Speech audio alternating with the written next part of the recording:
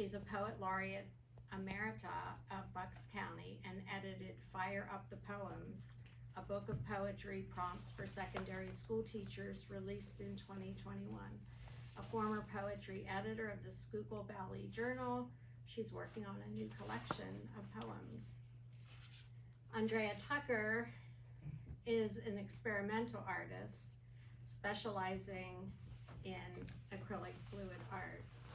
In the past, she has studied watercolor painting and various other media.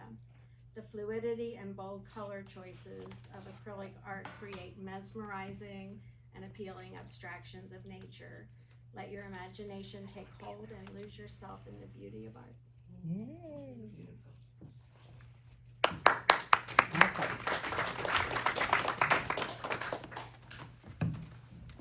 Sorry, Todd. I think the pairing of this work of art and my poem is extraordinary. And what you'll hear is that my poem is about an orange. And here we have this figurative orange globe with some beautiful abstractions all around it. And my poem is not abstract at all. My poem is based in realism. It's just exactly what one would see, I hope. I think you might agree once you hear it.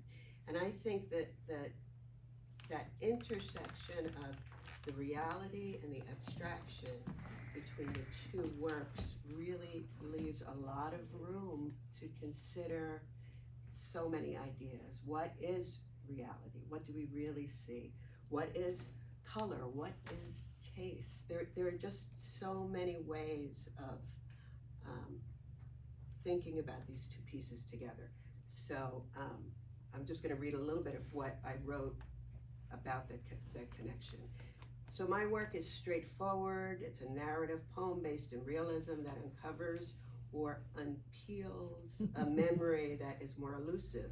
It suggests an emotional connection over time and space. I hope I get that out of there. But I love that this pairing with this beautiful art is so evocative of illusion and fantasy and movement, as opposed to a still life of an orange. So is this an orange sun moving through a rainbow slick of color? Is it a once in a blue moon observation? There's a lot of interest in and power in the contrasting styles, I feel. A lot to be felt in the space between illusion and realism. So, this citrus joy. A blue speckled bowl of tangerines, tangelos, clementines, thin skin, easy peeled, fragrant with sticky strands of pith, and juicy, so small and sweet you eat 2 or 3 at a time. Each treasure adorned with a sticker that I am now just noticing is not a happy face, but an emoji of an orange. Tiny decals on the fruit look like grandmas with halos and wings, or grinning big-toothed girls, or winking orange boys in baseball caps. Tiny stickers smaller than a dime. Faces on my lunch fruit, designed by an artist somewhere and imagined as what? Collectibles? A kid's prize? But what kid needs another reward on top of the first fruit she can peel herself, feed herself, claim jubilant, sticky-chinned success? Ask the kid who was my dad nearly a century ago. One Christmas, incredible, indelibly unflawed, who found a penny and a tangerine on his plate that he didn't have to share, not with any of his older, hungry siblings.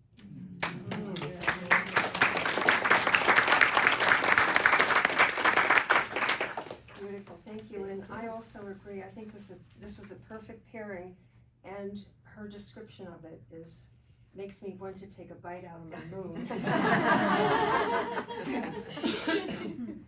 So this is part of a moon series that I did and was exhibited in New Hope for a while. Mm. And the inspiration came from the book Killers of the Flower Moon. Has anyone read that? Yes. Okay. So I was so taken by the story, and I wanted to portray that in a painting somehow. So back in 1930s, I wasn't around then, but the American Indians would name each moon. And the moon in May was called the flower moon. Little flowers would come up out of the ground in May, and as the month went on, weeds came up and killed the little flowers, and the petals would fly upwards into the air. So I tried to capture that into this painting. These are petals that were flying around the moon. So this is called Blue Moon, named after the moon in May.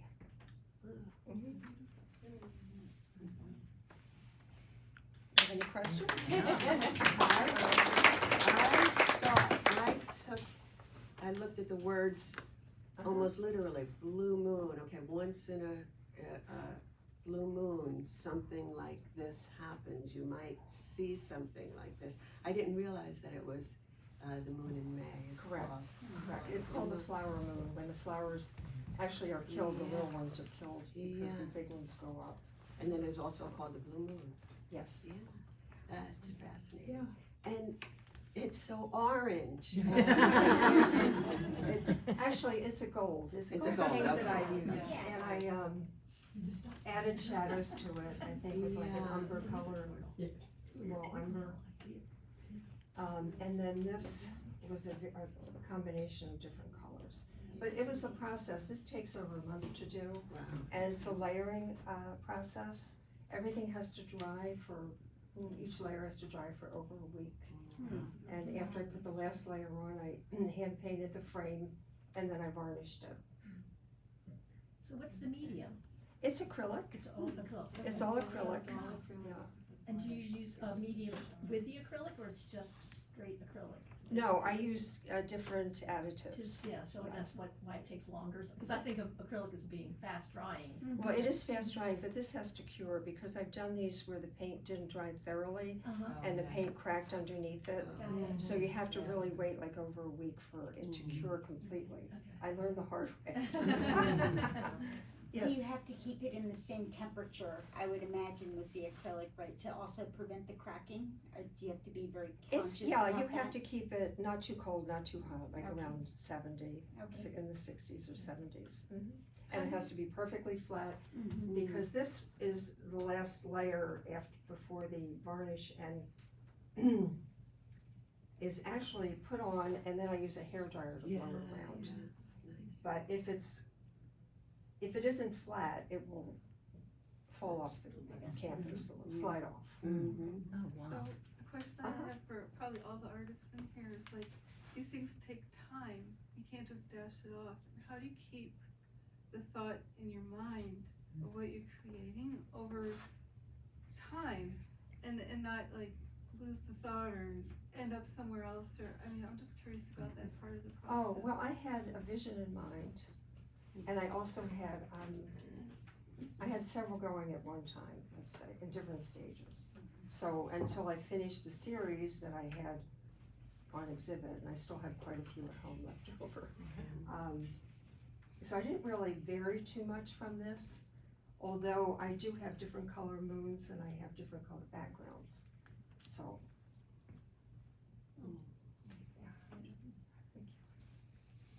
Any other questions? Is that a wood panel that it painted on? No, it's actually canvas. It doesn't look like canvas. I know, it's got a thick wood, frame on the back, Okay. but it's canvas.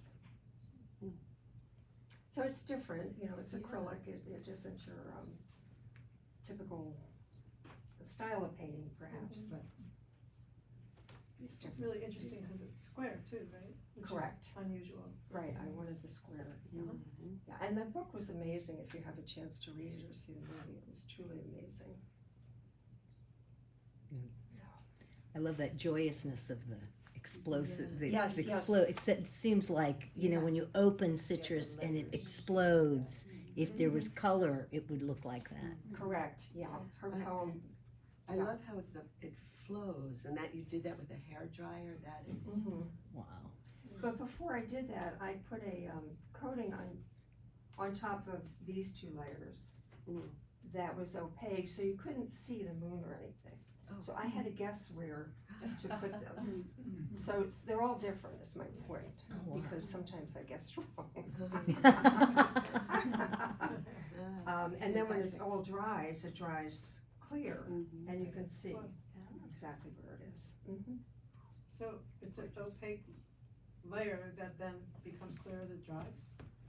Is that, No, No. it's I'm sorry, it was an opaque, different mediums that I concocted for the paint to flow into. got it? When that dried, it dried clear, not the paint, but Okay. the layers. Fun.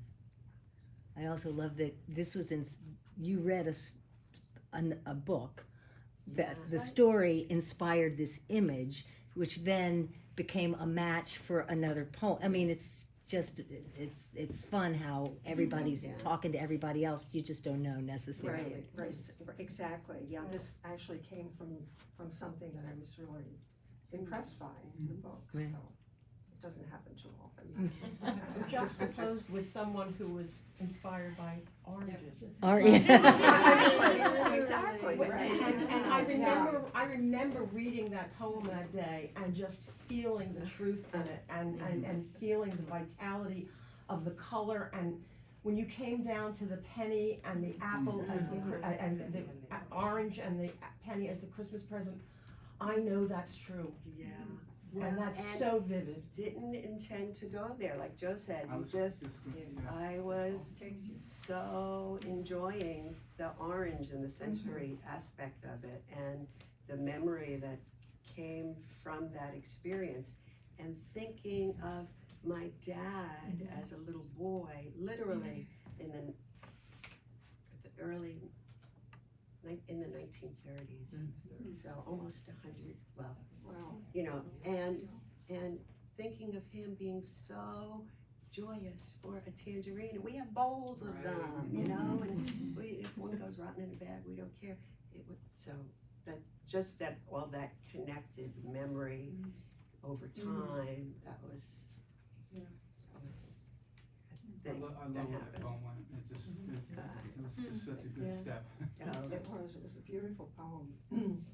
And I also like the fact that people see different things in my paintings. Mhm. I have other paintings and people will see things that I never even thought were there, so it's great that, I see a lot of feminine aspect in this Yes. work. There's, yes, absolutely, and that's the other thing. yeah, it seems very feminine. Mhm. And I can't exactly, that's where it puts me. Wonderful. Thank you so much.